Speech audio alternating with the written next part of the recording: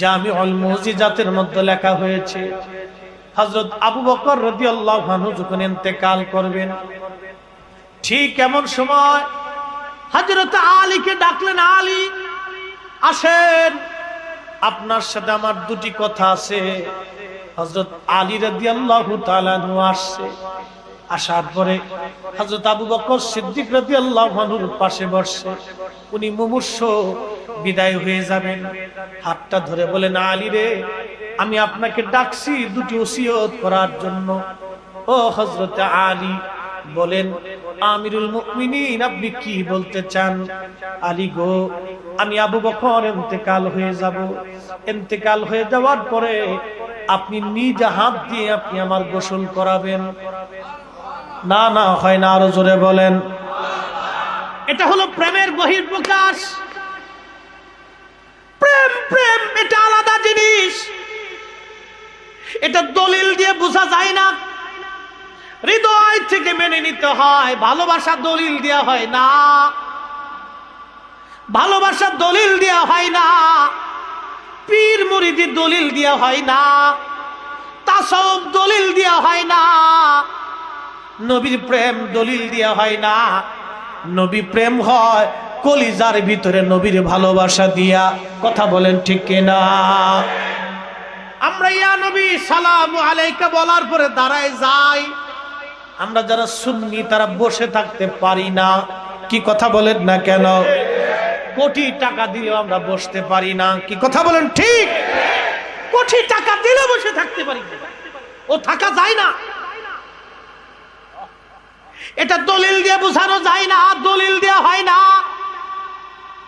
এটা হৃদয় থেকে হয়, ভালোবাসা থেকে হয়।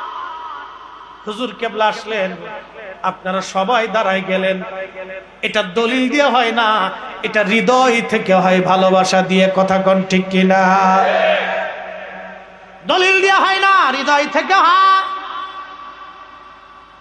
হযরত আবু বকর বলেন, আলী তোমার ওই হাত দিয়ে আমাকে গোসল দেওয়াইবা, কাফনের কাপড় পরাইবা, রওজা শরীফের কাছে নিয়ে মাটির মধ্যে শুয়াইবা, আল্লাহর নবী রওজার পাশে দাঁড়াইয়া অনুমতি চাবা, সালাম দিবা। প্রথমবার সালাম দিবা, যদি জবাব আসে আলী, তাহলে আমার কথাগুলি বলবা। যদি সালামের জবাব না আসে দ্বিতীয়বার সালাম দিবা। যদি জবাব না আসে তৃতীয়বার আবার দিবা। যদি জবাব না দেয় আমার নবীজি, তাহলে বুঝবা আবু বকর বুঝি অন্যায় করে ফেলছে নবীজির সাথে। আল্লাহ আল্লাহ, হা হা, কি প্রেম ছিল নবীজির সঙ্গে, তাদের সঙ্গে। হয়তো বুঝবা আবু বকর অন্যায় করে ফেলছে। আলী রে, আমার ইন্তেকালের পরে তুমি আমার এই কাজগুলি করে দিবা। হযরত আলী রাদিয়াল্লাহু আনহু চোখের পানি ছেড়ে দিয়ে বলেন, আবু বকর, কত সাহাবী আছে, আপনি তাদেরকে বললেন না, আমাকে কেন বললেন বলেন তো? হযরত আবু বকর সিদ্দিক রাদিয়াল্লাহু আনহু বললেন, আলী শোনো, তুমি নিজ হাত দিয়ে আমাকে এজন্যই গোসল করাইবারে আলী। আমার নবীর ইন্তেকালের পরে তুমি আমার রাসূলকে গোসল করাইছিলা রে আলী। তোমার ওই হাতখানা নবীর শরীর মুবারক স্পর্শ লেগেছিল। আল্লাহ, আলী